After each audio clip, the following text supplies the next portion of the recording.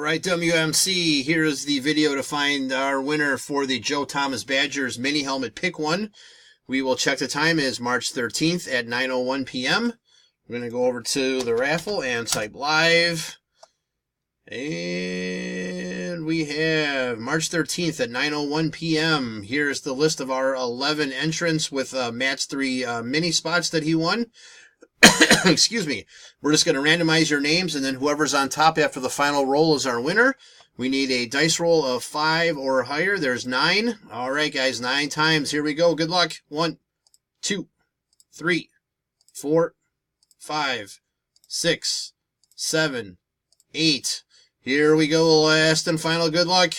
It is Todd, and spot number 3 is our winner. So, Todd, please get with me to pick your Joe Thomas mini. There's our verification code, our timestamp, once again, March 13th at 9:02 p.m. That's it, guys. Thanks.